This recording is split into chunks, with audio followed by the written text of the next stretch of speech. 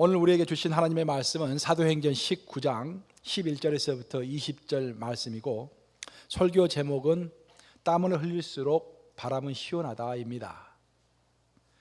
하나님이 바울의 손으로 놀라운 능력을 행하게 하시니, 심지어 사람들이 바울의 몸에서 손수건이나 앞치마를 가져다가 병든 사람에게 얹으면 그 병이 떠나고 악기도 나가더라.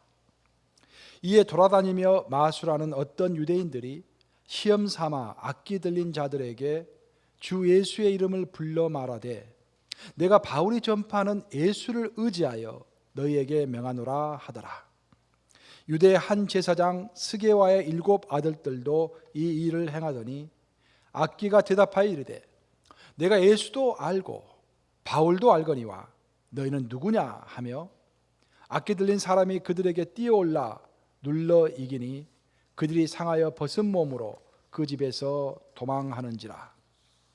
에베소에 사는 유대인들과 헬라인들이 다 이 일을 알고 두려워하며 주 예수의 이름을 높이고, 믿은 사람들이 많이 와서 자복하여 행한 일을 알리며, 또 마술을 행하던 많은 사람이 그 책을 모아가지고 와서 모든 사람 앞에서 불사르니 그 책값을 계산한 즉 은 5만이나 되더라. 이와 같이 주의 말씀이 힘이 있어 흥황하여 세력을 얻으니라. 살아계신 하나님의 말씀입니다. 여러분은 하나님을 부를 때 그냥 하나님이라고 부르십니까? 아니면 나의 하나님이라고 부르십니까? 그냥 하나님. 우리가 어떤 사람을 부를 때 그냥 내 친구다라고 이야기하는 것과 나의 친구다라고 말하는 것이 다르듯이, 그냥 하나님이라고 부르는 것과 나의 하나님이라고 부르는 것이 상당히 큰 갭이 있을 것입니다. 내가 하나님을 부를 때 나의 하나님이라고 부른다면 그만큼 하나님과 나 사이에 어떤 깊숙한 관계와 추억이 있다라는 그런 말이고, 함께 울부짖으며 기도했을 때 응답하고 교제했던 그런 친밀함이 있다라는 그런 반증일 것입니다. 그래서 우리가 나는 평상시에 하나님을 나의 하나님으로 인정하고 있는가, 아니면 그냥 하나님이라고 생각하는가 라는 것들을 한번 생각해 보는 시간을 가지고자 하는 것입니다. 요즘 경기가 나빠지면서 한국에서는 짝퉁 제품이 부쩍 늘어서 여러 기업들이 어려움에 처해 있다고 합니다. 짝퉁이 많이 생산이 되니까 진짜 제품이 잘 팔리지 않는 것입니다. 가방과 시계는 물론이고 고급 의류 제품과 심지어는 자동차 부품까지도 짝퉁이 날개 돋친 듯이 많이 팔리고 있다고 합니다. 돈이 없어서 진품을 사지 못하면은 가격을 좀 낮추어서 좀 싼 제품을 사면은 될 것 같은데, 가짜를 사서라도 진짜 제품을 가진 것처럼 행세를 해야만이 직성이 풀리는 그런 심리가 잘 이해가 되지 않는 것입니다. 사람들이 짝퉁을 사는 가장 큰 이유는 유행에 대한 압박감 때문이라고 합니다. 유행을 따라가야 한다는 그런 압박감 때문에 짝퉁이라도 사서 진품인 것처럼 들고 다녀야 한다는 그런 말입니다. 가짜를 가지고 진품인 것처럼 행세를 하면 양심의 가책이 약간은 있기는 하지만, 그래도 유행에 뒤지는 그런 심리적인 아픔보다는 더 낫다라는 생각해서 사람들이 짝퉁이라도 사서 들고 다닌다라는 것입니다.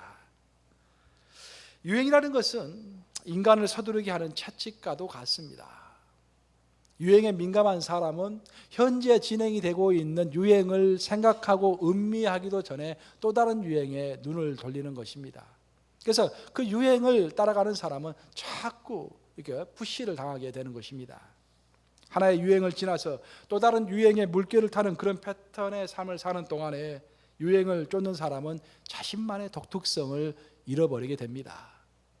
또한 더 나아가서 삶을 비판적으로 선택할 수 있는, 이 유행이 정말로 옳은 것인가 그런 것인가, 정말 성서적인가 성서적이 아닌가라는 것들을 생각할 겨를도 없이 선택해야 하는 그런 입장에 처할 수가 있게 됩니다.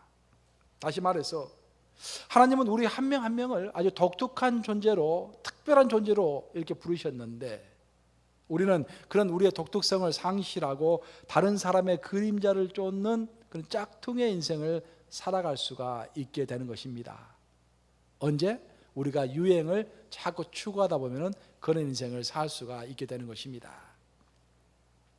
세계에서 제일 유명한 명품 악기 중에 스트라디바리우스라는 바이올린이 있습니다. 언젠가 미국의 바이올린 연주가인 조슈아 벨이 1713년상 스트라디바리우스 깁슨을 400만 불이나 주고 구입해서 크게 화제가 된 적이 있습니다. 이 400만 불, 바이올린 하나에 400만 불입니다. 그래서 상당히 화제가 됐습니다.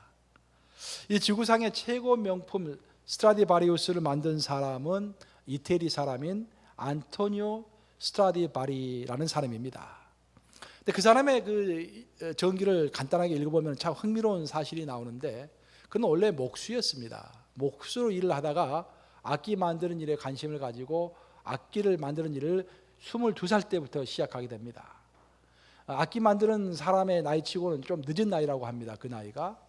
그런데 놀라운 것은 그런 니콜라 아마티라고 하는 당시 현악기 제작의 최고 명장을 찾아가지 않았다라는 것입니다. 악기를 제작하는 데 있어서도 유행이 있고 패러다임이 있습니다.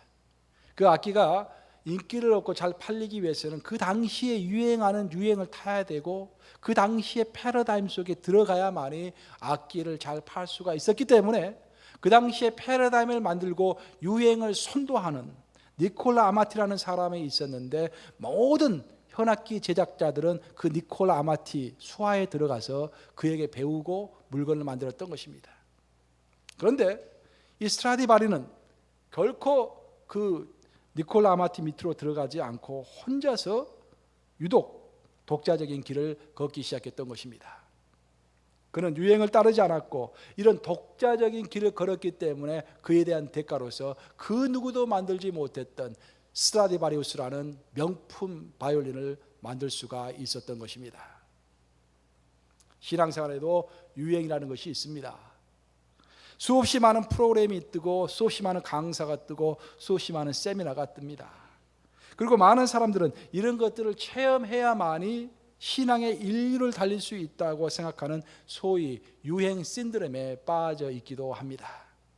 하지만 우리가 기억해야 할 것은 우리 예수님은 이런 유행 신드롬에 빠져 있는 사람들 향해서 이렇게 말씀하셨다라는 것입니다. 또 여기 있다 하지도 말고 저기 있다 하지도 말지니 하나님의 나라는 바로 너희 안에 있느니라. 사람이 너에게 말하되 보라 여기에 있다, 보라 저기 있다 하리라.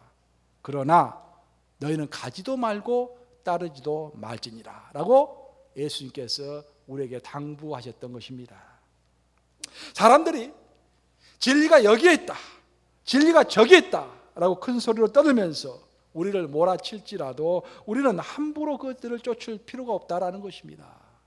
왜냐하면 하나님의 나라와 하나님의 진리는 저기 있는 것도 아니고 여기 있는 것도 아니고 우리 가운데 또 내 안에 이미 있기 때문에 우리가 이미 알고 있는 진리를 소중히 여기는 것이 진리를 쫓아서 유행을 쫓아서 이리저리 헤매는 것보다도 훨씬 중요하다라는 그런 가르침입니다. 오늘의 본문은 에베소에서 벌어졌던 이야기로서 당시 신앙의 유행만을 쫓다가 크게 낭패를 당했던 유대 제사장 스게와의 7 아들들과 관련된 이야기입니다. 결국 오늘의 본문이 이야기하고 있는 것은 신앙의 유행을 쫓다가 낭패를 당한 사람들의 이야기인 것입니다. 초대교회 역사를 설명하고 있는 사도행전을 쭉 살펴보면 사도 바울은 주로 도시에서 선교를 했습니다. 그리고 특별하게 사도행전 17장과 18장과 19장을 보면 사도 바울이 많은 도시에서 사역을 했음에도 불구하고 특별히 3개의 지역에서 어떻게 사역했는가를 자세하게 언급하고 있습니다. 사도행전 17장과 18장과 19장에 언급이 되고 있는 도시는 아테네고 에베소고 그리고 고린도입니다. 그런데 놀라운 것은 사도 바울은 도시에서 사역을 하면서도 어느 곳에 가든지 똑같은 사역을 한 것이 아니라 그 지역에 맞는, 그 지역 환경에 맞는 그런 선교를 했다라는 것입니다. 아테네에 가서는, 아테네는 무엇보다도 철학의 도시입니다. 그렇죠? 그리고 전 세계 학문을 주도하는 그런 도시입니다. 그 아테네에 가서는 사도 바울은 주로 그리스도를 변증하는, 어파로제틱스라고 하는데 변증하는 작업을 했습니다. 즉 이성적으로, 철학적으로, 논리적으로 그리스도가 왜 우리의 하나님이신지, 성경이 왜 옳은 것인지를 설명했다라는 것입니다. 그렇게 해야만이 아테네에 있는 사람들은 복음을 받아들이고 복음의 길을 열 수가 있었습니다. 반면에 고린도는 아테네와는 약간 다른 도시입니다. 고린도는 오늘날로 말하면 홍콩과 뉴욕 같은 도시입니다. 국제 항구 도시인 것입니다. 굉장히 잘 사는 지역이 고린도였습니다. 이런 고린도 지역에서 사도 바울은 주로 다른 어떤 것보다도 그 풍부한 물질 가운데서 영적인 힘을 잃어가고 있는 고린도 성도들을 향하여서 물질 가운데서도 우리의 신앙을 어떻게 지킬 것인지, 우리가 이 땅을 어떻게 살아야 할 것인지, How shall we live? 우리가 어떻게 그리스도인으로서 이 땅을 살아야 할 것인지 그 삶의 방법을 주로 가르치고 있습니다.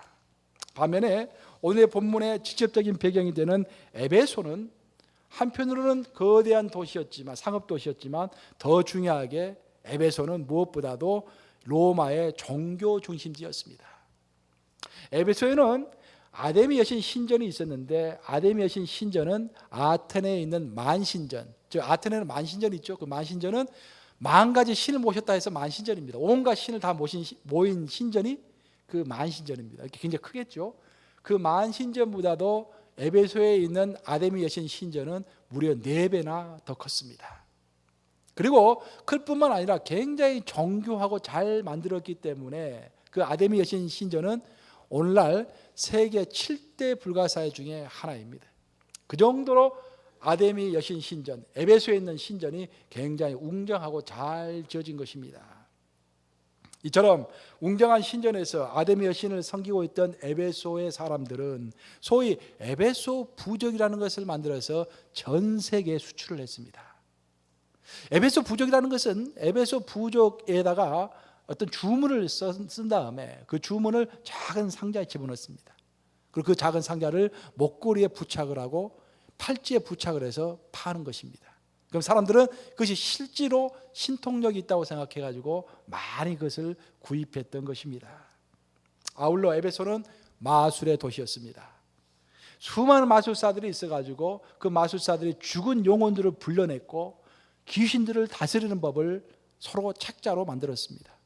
너무도 많은 경험들을 했기 때문에 그들은 그들의 노하우를 책으로 적기 시작했던 것입니다. 그래서 그 책들을 모아봤더니 오늘 본문 19절에 따르면 그 당시에 은 5만에 해당되는 가치가 있었다고 했습니다. 즉 오늘날로 가격으로 말하면 400만 불입니다. 400만 불어치의 책이 귀신 다루는 법, 그리고 죽은 영혼을 불러내는 법과 같은 그런 마술을 설명하는 데 쓰여졌던 것입니다. 한마디로 에베소는 아테네나 고린도와는 전혀 다른 차원의 영적 전투가 벌어지고 있었습니다. 이러한 에베소에서 사도 바울은 아테네와 고린도에서와는 다른 전략으로 복음을 전파할 수밖에 없었습니다.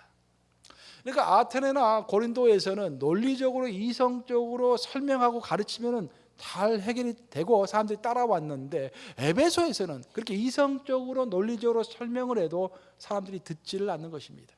바로 이곳에서 사도 바울은 전혀 새로운 각도로 복음을 전파하기 시작했는데 그것은 기적과 이사를 통해서 사도 바울과 하나님의 힘을 드러내는 그런 사역이었습니다. 그 사도 바울이 어떻게 사역을 했는지 우리 오늘 본문인 11절과 12절을 보면서 함께 읽어보시겠습니다. 시작. 하나님이 바울의 손으로 놀라운 능력을 행하게 하시니 심지어 사람들이 바울의 몸에서 손수건이나 앞치마를 가져다가 병든 사람에게 얹으면 그 병이 떠나고 악기도 나가더라. 이렇게 지금 사도 바울은 고린도에서나 또 에베소 아테네에서 했던 방법이 통하지 않자 에베소에서는 파워 미니스트리, 능력을 행하는 그런 사역을 했는데 그게 먹게 들어갔던 거예요. 이제 능력이 드러나고 기적과 이사가 드러나자 그때서 에베소 사람들은 복음의 귀를 기울이기 시작했습니다. 근데 여기서 한 가지 특이한 현상이 벌어지기 시작했는데 그것은 에베소에 있는 많은 마술꾼들이 있다고 그랬지 않습니까? 그 마술꾼들이 사도 바울을 흉내내기 시작한 것입니다. 그들이 영적인 세계와 교통을 해서 이제까지 자기의 생활을 꾸려나갔는데 사도 바울이 하는 걸 보니까 신통한 능력을 발휘하고 있었습니다. 그래서 사도 바울처럼 나도 했으면 얼마나 좋을까라고 사도 바울이 어떻게 하는가를 곰곰이 봅니다. 근데 사도 바울이 항상 했던 말이 예수 그리스도의 이름으로 명하노니 너 그 사람에게서 나와라 라고 귀신에게 명령을 하면은 귀신들이 다 나오는 거예요. 그래서 바로 이거다 라고 사람들 생각해가지고 이제 흉내를 내기를 사도 바울이 믿는 예수님의 이름으로 명하노니 이 사람에게서 나와라 라고 말하기 시작했던 것입니다. 한마디로 말해서 바울의 사역 형태가 하나의 유행이 되기 시작했습니다. 그런데 이런 사역의 유행을 쫓던 사람 가운데서 유대의 제사장이었던 스게와가 7 아들을 데리고 있었는데 그 7명의 아들이 사도 바울의 사역을 흉내내기 시작했던 것입니다. 그래서 그들은 어느 날 다른 마술꾼들처럼 귀신 들린 사람에게 말하기를 내가 바울이 전파하는 예수의 이름으로 명하노니 이 사람에게서 나와라 라고 말을 한 것입니다. 말하면 그냥 예수의 이름으로 나와라 하면 될 텐데 예수가 누군지를 모르기 때문에 사도 바울이 전파하는 예수의 이름으로 명하노니 너희서 거기서 나와라 라고 이야기하고 있는 것입니다. 그런데 놀라운 것은 귀신은 그 말을 듣고 가사롭게 여기면서 아니 너희가 말하는 사도 바울이 누군지도 알고 예수가 누군지도 아는데 도대체 너는 누구냐? 라고 말하면서 그들 7명 위에 뛰어올라서 그들을 치고 때려서 그들이 피를 흘리면서 옷을 다 벗은 상태에서 도망했다라고 본문은 소개하고 있는 것입니다. 사랑하는 여러분, 오늘의 본문 이야기는 우리에게 몇 가지 아주 중요한 교훈을 주고 있다고 하겠습니다. 그 몇 가지 중요한 교훈 중에서 특별히 2가지만 여러분들과 함께 나누고자 합니다. 첫 번째 교훈은 우리의 복음 사역은 지역과 개인의 취향과 문화에 따라서 또 그 사람의 독특성에 따라서 우리의 복음 전파 방법도 달라야 한다라는 것입니다. 한국인의 한을 푸는 통성 기도가 미국 교회에서는 크게 어필하지 않습니다. 그것은 한국 사람들에게만 어필하는 한국 사람들이 좋아하는 형태의 기도일 뿐입니다. 그렇죠? 마찬가지로 이 바쁜 뉴욕에서의 진행이 되고 있는 이런 목회 스타일을 가지고 미시시피의 산골 지역이나 또 알래스카의 그런 한적한 도시에 가서 이런 형태로 사역을 하면은 또 거기에는 전혀 맞지를 않을 것입니다. 전도라는 것도 그렇습니다.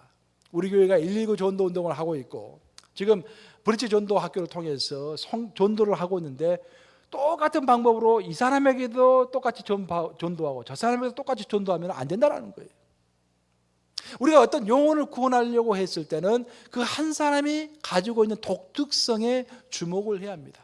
이 사람이 가지고 있는 문제가 무엇인가, 이 사람이 원하는 것이 무엇인가, 이 사람의 약점이 뭐고 장점이 무엇인가를 잘 파악해서 그 사람에게 맞는 전도를 해야 한다는 것입니다. 사도 바울이 마치 아테네에서 복음을 전파했던 것과 에베소에서 복음을 전파했던 것과 또 고린도에서 전파를 했던 것이 각각 달랐듯이 우리도 전도를 할 때는 그 사람의 특성과 그 문화에 따라서 우리가 다른 선교 방법과 전도 방법을 채택해야 한다라는 교훈을 첫째로 얻을 수가 있을 것입니다. 하지만 오늘의 본문이 우리에게 제시하는 보다 핵심적인 교훈, 그 교훈도 중요하지만 오늘의 본문을 통해서 우리가 가장 핵심적으로 얻어야 할 교훈은 우리의 신앙생활에는 바울의 하나님이 아닌 나의 하나님이 명확하게 자리 잡고 있어야 한다라는 것입니다. 우리 한번 따라서 해보시겠습니다. 우리의 신앙에는 나의 하나님이 있어야 한다. 어떻습니까? 여러분의 가슴 속에는 나의 하나님이라고 자신 있게 부를 수 있는 그런 하나님이 있습니까? 아니면 그저 그냥 하나님, 아니면 목사님이 아시는 하나님, 바울의 하나님, 다윗의 하나님, 그것은 잘 아는데 나의 하나님은 누군지 혹시 명확하게 잡히지 않는 것들이 있는 것은 아닙니까? 오늘 본문에서 귀신은 스게와의 아들들에게 너희는 누구냐라고 묻고 있습니다. 스게와 아들들은 예수라는 이름만 알았을 뿐 실제로 예수와는 아무런 관계가 없는 사람들이었습니다. 그래서 귀신을 쫓아낼 때도 예수의 이름으로 직접 명령하지 못하고 바울이 전파하는 예수의 이름으로 명하노니 라고 길게 말할 수밖에 없었던 것입니다. 한마디로 말해서 예수는 바울에게 있어서는 나의 주요 나의 예수이지만 스게와의 아들들에게 있어서는 바울의 하나님이고 바울의 예수일 뿐이었던 것입니다.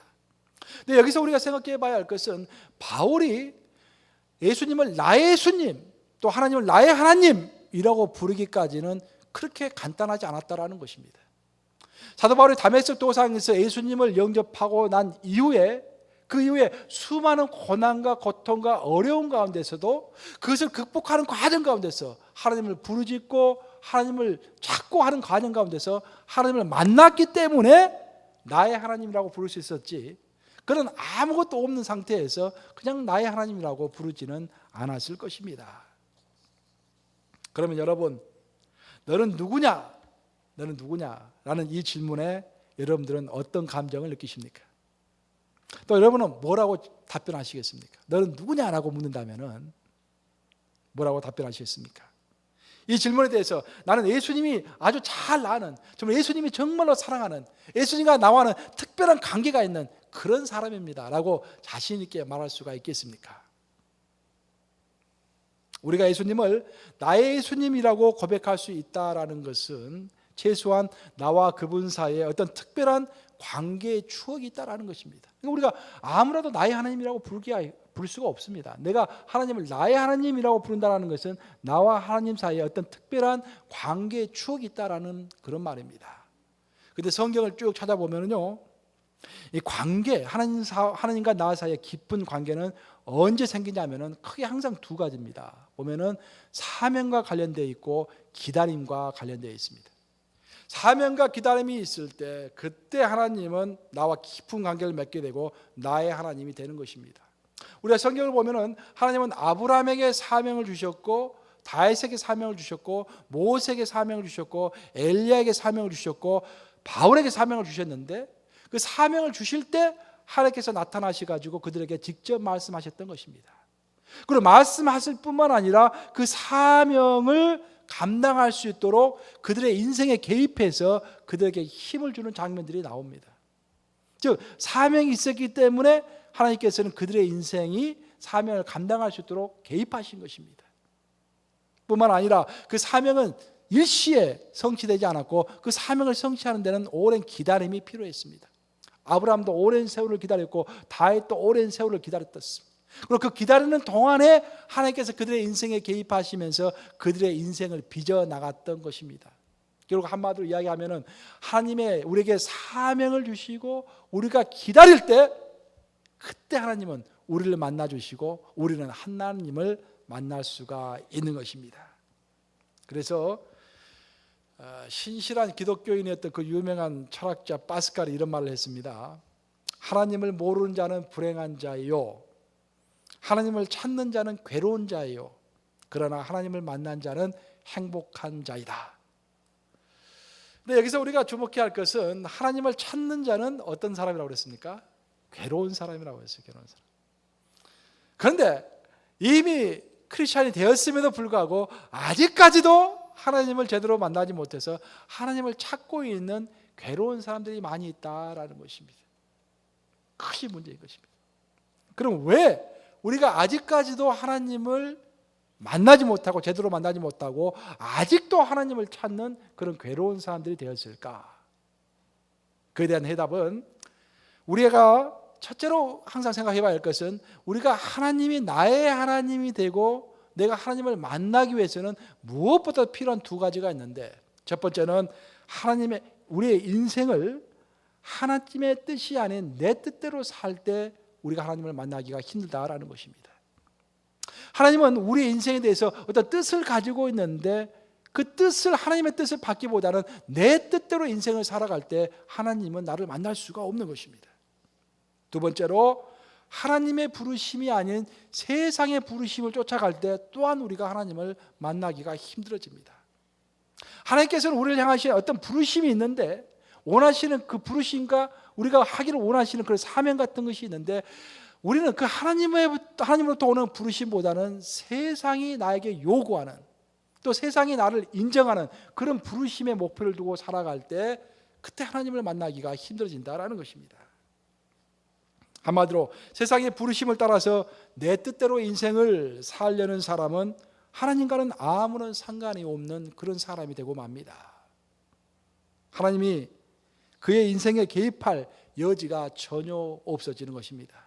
우리가 하나님께서 부르심에 우리를 부르실 때 그 부르심에 충실하려고 하고 하나님의 뜻대로 인생을 살려고 할 때 하나님께서는 우리에게 그 부르심을 성취하도록 우리의 인생에 개입하심으로 우리 인생에 개입해 들어올 때 우리는 하나님을 만날 수가 있는데 우리가 하나님의 부르심보다는 세상의 부르심과 세상의 기준에 맞춰서 성공하려고 살다 보면은 하나님께서 우리의 인생에 개입할 여지가 전혀 없어진다라는 것입니다. 그러면서 우리는 단 한 번도 나의 하나님이라고 부르지 못하고 인생을 마감할 수도 있는 것입니다. 요즘에 아프리카에서 벌어지고 있는 에볼라 바이러스가 큰 화제가 되고 있습니다. 그렇죠? 에볼라 바이러스. 우리 교회도 지금 가을에 에티오피아로 선교여행 가려고 했는데 지금 잠시 미루고 있습니다. 지금 에볼라 바이러스 때문에. 근데 그 에볼라 바이러스 때문에 온 세계가 지금 긴장하는 가운데 우리 개신교 선교사인 켄트 브렌틀리 선교사와 낸시 라이트볼 선교사가 세계적인 화제가 지금 되고 있습니다. 이 켄트는 의사이고 낸시는 간호사인데 이 두 사람이 아프리카에 있는 그 에볼라 바이러스에 감염된 사람들을 도와주기 위해서 지금 아프리카에 간 거예요. 근데 도와주다가 그 사람들 도우다가 이 두 사람이 에볼라에 감염이 된 것입니다. 그래서 지난 8월 5일 날 미국으로 후송이 되어서 지금 아틀란타에 있는 에모리 대학교 지금 부속병원에서 치료를 받고 있는 중입니다. 지금 그래서 지금 대대적으로 좀 보도가 계속 되고 있어요. 그래서 제가 지금 어떻게 진행이 되고 있나 신문을 읽어봤더니 이런 구절을 제가 봤습니다. 치료 중에 지금 현재 치료를 받고 있는데 켄트가 그런 말을 했다고 해요. 무슨 말을 했냐면은 지금 나는 어려운 환경 가운데 있지만 내 관심은 언제나 동일합니다. 내 관심은 주님의 부르심을 계속 신실하게 따르는 것입니다. 환경이 어렵든 환경이 호전되든 내가 병이 걸리든 병에 걸리지 않든 나의 최대 관심사는 하나님의 부르심에 충실한 것입니다 라고 고백했다라는 것입니다. 얼마나 감동적입니까? 지금 죽어가는데 지금 그런 말을 한 거예요. 하나님의 부르심에 충실하는 것이 나의 최대 관심사입니다. 또한 낸시는 그 낸시와 그 켄트는 부부가 아니에요. 각 다른 사람인데 그 낸시는 그 남편이 이제 CNN 뉴스에 나와가지고 인터뷰를 했습니다. 그런데 그런 말을 했어요. 우리가 이런 시련 가운데 있는 것은 다 하나님의 부르심 때문입니다. 우리는 하나님이 우리에게 가라고 하는 곳은 어디든지 갈 준비가 되어 있습니다. 이런 고난이 우리에게 전혀 방해가 되지 않습니다. 라고 부르심에 대한 이야기를 또한 했습니다. 이 두 사람 모두 공통된 점은 뭐냐면 각각 다른 곳에서 인터뷰를 했는데 두 사람 다 고백한 것이 뭐냐면 놀랍게도 부르심에 관한 이야기를 했다라는 것입니다. 부르심. 그리고 사도 바울도 하나님의 부르심 가운데 있었기 때문에 그토록 담대할 수 있었고 또 하나님의 부르심을 확신했기 때문에 그 당시에 최고의 핵심 기구였던 예루살렘 교회로부터 독립할 수 있었고 또 바나바로부터 독립해서 독자적인 아까 스타디바리와 같이 독자적으로 사역할 수가 있었던 것입니다. 모두 핵심적인 힘을 주는 것이 바로 그 부르심이었던 것입니다. 이렇게 하나님의 부르심에 성실하게 응답하여 그 부르심을 붙들고 가는 과정 가운데서 그들은 하나님을 만났던 것입니다. 하지만 부르심 대신에 유행을 쫓아가는 신앙은 길을 잃고 태풍에 몸을 맡긴 위태한 배와 같은 것입니다. 그럼 여기서 우리가 생각해 봐야 할 것은 그 부르심이라는 것이 어떤 것인가? 부르심은 우리가 어떻게 신비한 상태에서 하나님 우리에게 주시는 것인가? 근데 여러분들이 아셔야 할 것은 뭐냐면은 여러분들은 이미 다 부르심을 받았다라는 것입니다.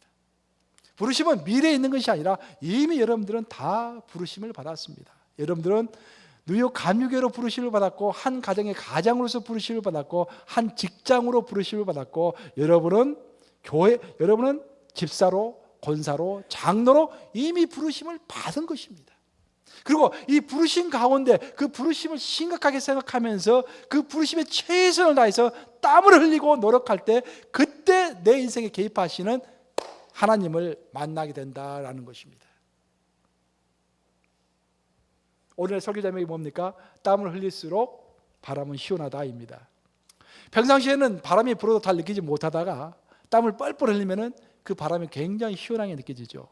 마찬가지입니다. 평상시에는 우리는 하나님의 임재를 느낄 수가 없습니다. 그렇죠? 내 삶에 개입하시는 하나님을 느끼기가 힘듭니다. 그런데 이미 나에게 주신 나의 부르심을 붙들고서 그것을 충실하게 수행하려고 정말 진지하게 생각하면서, 목사로 부르심을 받은 사람은 목사로서 충실하고, 장로로 부르심을 받은 사람은 장로로서 충실하고, 뉴욕 감리교로 부르심을 받은 사람은 뉴욕 감리교에 충실해서 땀을 뻘뻘 흘리면서 그것을 부둥켜 안고 나갈 때 하나님의 임재가 시원한 바람처럼 쉽게 느껴지는 것입니다. 그래서 나의 하나님은 어디 있는가? 내가 나의 하나님을 어떻게 만날 것인가? 염려할 필요가 없습니다. 지금 현재 여러분들이 부르심을 받은 그 자리에서, 그 장소에서, 그 일에서 충실할 때 하나님의 임재를, 또 하나님의 사랑하심을, 나의 하나님을 만나게 되는 것입니다. 아멘 아십니까 여러분? 여러분들이 부르심을 받은 그 부르심이 무엇입니까? 어떤 것으로 여러분이 부르심을 받으셨습니까?